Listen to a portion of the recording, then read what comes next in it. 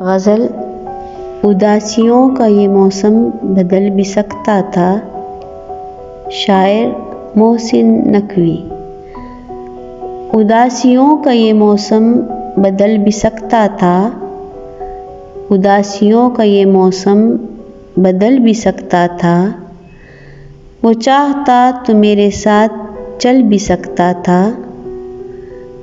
وہ شخص تو نے جسے چھوڑنے میں جلدی کی، وہ شخص تو نے جسے چھوڑنے میں جلدی کی، تیرے مزاج کے سانچے میں ڈھل بھی سکتا تھا۔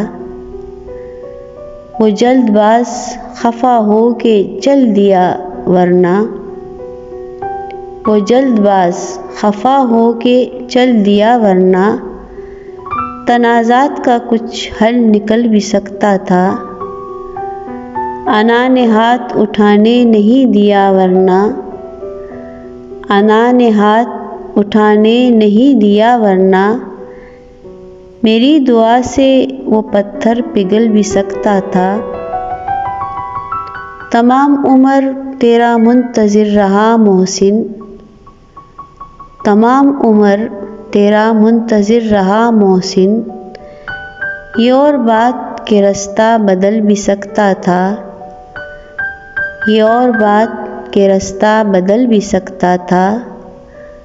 اداسیوں کا یہ موسم بدل بھی سکتا تھا، وہ چاہتا تو میرے ساتھ چل بھی سکتا تھا۔